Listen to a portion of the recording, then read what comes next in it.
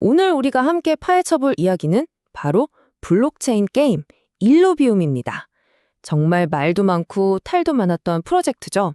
한때는 게임계의 혁명을 일으킬 거라 기대를 모았지만 지금은 격동의 시간을 보내고 있습니다. 자, 그럼 지금부터 이 일루비움이라는 프로젝트의 사건 파일을 한번 열어보겠습니다. 와, 보세요. 전성기 때는 정말 기대감이 하늘을 찔렀습니다. 토큰 가격 하나가 무려 1,900달러를 넘었다니까요. 이게 정말 믿기 힘든 수준까지 치솟았던 거죠. 하지만 그 영광은 길지 않았습니다. 추락은 훨씬 더 극적이었죠.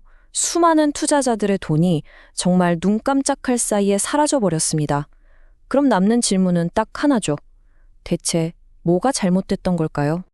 네, 바로 이 지점입니다. 오늘 우리가 집중적으로 파헤쳐볼 핵심 미스터리가 바로 여기에 있죠. 한쪽에는 걸작이다라는 찬사를 받던 엄청난 프로젝트가 있었고요. 다른 한쪽에는 보시는 것처럼 84%가 넘는 거의 재앙에 가까운 가격 폭락이 있었습니다.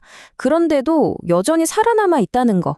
이게 바로 획기적인 비전과 잔혹한 시장 현실이 정면으로 충돌한 이 사건의 핵심 퍼즐입니다.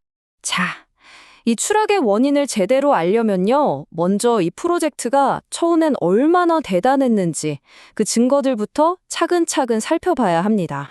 이게 그냥 게임 하나 뚝딱 만드는 수준이 아니었어요. 핵심은 뭐였냐면 이 세 가지 다른 장르의 게임이 하나의 거대한 세계관 안에서 완벽하게 연결된다는 거였습니다. 탐험도 하고 전투도 하고 기지도 짓고 이 모든 게 상호작용하는 거죠. 당시로서는 정말 혁신적인 아이디어였습니다. 그리고 이런 야심찬 비전이 그냥 말로만 그친 게 아니에요. 기술력이 어마어마했습니다. 그래픽은 보시는 것처럼 언리얼 엔진 5를 써서 정말 화려했고요. 더 대단한 건 이뮤터블 X랑 손잡고 NFT 거래할 때마다 드는 비싼 수수료, 우리가 가스비라고 부르는 거 있잖아요. 그걸 아예 없애버렸다는 겁니다. 그러니까 보기에도 좋고 실제로 플레이하기에도 편하게 만들겠다는 거였죠. 수익 모델은 더 기가 막혔습니다. 보통 게임 회사가 수익을 다 가져가잖아요. 그런데 일루비엄은 달랐어요. 게임에서 나오는 모든 수익을 전부 다 모아서 시장에 풀려있는 ILV 토큰을 다시 사들입니다. 그리고 그걸 누구한테 주냐? 바로 토큰을 가지고 스테이킹한 사람들한테 보상으로 나눠주는 거죠. 이건 뭐 플레이어랑 투자자가 곧 주주가 되는 그런 구조였던 겁니다. 자, 이렇게 보면 정말 완벽해 보이죠? 비전도 좋고 기술도 좋고 수익 모델도 혁신적이고. 그런데 이 완벽해 보이던 갑옷에 서서히 균열이 생기기 시작합니다. 사건 파일에는 상황이 나빠지기 시작했다는 명백한 증거들이 기록되어 있습니다. 타임라인을 한번 보시죠. 2024년 6월에 한 고래, 그러니까 큰손 투자자가 엄청난 양의 토큰을 팔아치우면서 가격이 한번 휘청했고요. 설상가상으로 이듬해 4월에는 일루비움 팀 내부에서 운영비를 마련하려고 토큰을 팔고 있다는 소식까지 들려옵니다. 여기에 로드맵까지 줄줄이 지연되니까 결국 2025년 12월 토큰 가격은 바닥을 치게 됩니다. 그야말로 악재가 겹친 최악의 시나리오였죠? 혼란은 이게 끝이 아니었습니다. 더 큰 문제가 있었는데 바로 유통량 문제였어요. 코인마켓캡 같은 외부 사이트에서 집계하는 토큰 숫자랑 일루비움 팀이 발표하는 숫자랑 계속 다른 거예요. 투자자들 입장에서는 대체 시장에 토큰이 몇 개나 풀린 거야? 하고 의심할 수밖에 없죠. 이런 불투명성이 프로젝트에 대한 신뢰를 완전히 깎아먹었습니다. 그리고 결정타를 날린 게 바로 이 숫자입니다. 56.89%. 이게 뭐냐면 연간 공급 인플레이션율이에요. 쉽게 말해 1년 동안 토큰의 양이 56% 넘게 불어난다는 겁니다. 돈을 계속 찍어내면 돈의 가치가 떨어지는 것과 똑같죠. 이렇게 토큰이 계속 쏟아져 나오는데 가격이 버틸 재간이 있었겠습니까? 문제는 돈뿐만이 아니었어요. 정작 가장 중요해야 할 게임 자체에 대한 불만도 터져나오기 시작했습니다. 게임이 너무 소액 결제를 유도한다. 게임 플레이가 생각보다 깊이가 없다. 서버는 왜 이렇게 불안정하냐. 약속했던 업데이트는 왜 자꾸 늦어지냐. 이런 비판들이 커뮤니티에서 쌓여갔던 거죠.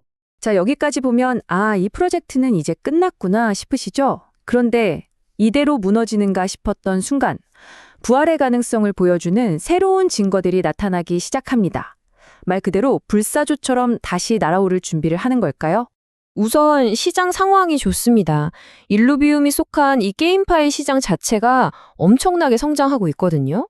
2035년에는 시장 규모가 2,500억 달러가 넘을 거라고 하잖아요. 이건 뭐 시장이 커지는 흐름만 잘 타도 함께 성장할 수 있다는 얘기죠. 물이 들어올 때 노를 저어라 라는 말이 있듯이요. 팀도 가만히 있지만은 않았습니다. 적극적으로 움직이기 시작했어요. 리스크 투 원이라는 새로운 데스매치 모드를 추가해서 토큰을 더 많이 쓰게 만들고 있고요. 무엇보다 삼성이나 팀 리퀴드 같은 정말 이름만 들어도 알만한 대기업들과 파트너십을 맺으면서 우리 아직 안 죽었다는 걸 보여주고 있습니다. 결국 지금 일루비움의 상황을 딱 정리하면 이렇습니다. 한쪽에는 삼성 같은 든든한 파트너, 새로운 게임 모드, 그리고 엄청나게 성장하는 시장이라는 강세 요인들이 있고요. 다른 한쪽에는 여전히 발목을 잡는 높은 인플레이션율, 약한 거래량, 그리고 쟁쟁한 경쟁자들이라는 약세 요인들이 팽팽하게 맞서고 있는 거죠. 자, 그럼 이제 모든 증거들을 종합해서 최종 평결을 내려볼 시간입니다. 이 상반된 증거들 속에서 우리는 어떤 결론에 도달할 수 있을까요? 이게 바로 일루비움 딜레마입니다. AAA급 게임을 만들겠다는 야망, 최첨단 그래픽, 혁명적인 경제 모델, 정말 모든 걸 다 갖춘 것처럼 보였죠. 하지만 높은 인플레이션, 계속되는 개발 지연, 그리고 치열한 경쟁이라는 이 혹독한 현실의 격에 부딪힌 겁니다. 그러니까 일루비움의 사례는 아무리 야심찬 프로젝트라도 현실에서 어떤 어려움을 겪게 되는지를 보여주는 아주 좋은 교과서 같은 이야기라고 할 수 있겠습니다. 결국 일루비움 앞에는 두 갈래 길이 놓여 있습니다. 하나는 부활하는 불사조의 길이죠. 매력적인 게임 플레이로 유저들을 사로잡고 시장 성장의 파도를 타면서 고질적인 경제 문제를 해결해 성공하는 미래입니다. 다른 하나는 추락한 거인으로 남는 길입니다. 인플레이션을 이기지 못하고 플레이어들의 외면을 받다가 결국 경쟁자들에게 밀려 잊혀지는 미래죠. 결국 성공의 열쇠는 이겁니다. 약속했던 로드맵을 제대로 지키고 사람들이 투기 목적이 아니라 정말 재미있어서 할 만한 게임을 만들어내야 합니다. 그리고 가장 중요한 높은 인플레이션을 잡을 수 있도록 토큰 경제를 잘 관리해야겠죠. 말은 쉽지만 이 모든 걸 해내려면 정말 거의 완벽에 가까운 실행력이 필요합니다. 엄청나게 어려운 과제죠. 일루비움은 분명 엄청난 비전과 화려한 그래픽을 가지고 시작했습니다. 하지만 과연 그것만으로 거대한 제국을 건설할 수 있을까요? 그 제국을 지탱할 튼튼한 경제력까지 갖추고 있을까요? 이 질문에 대한 답은 아직 그 누구도 모릅니다. 일루비움 미스터리에 대한 최종 평결은 바로 여러분과 시장의 손에 달려 있을지도 모릅니다.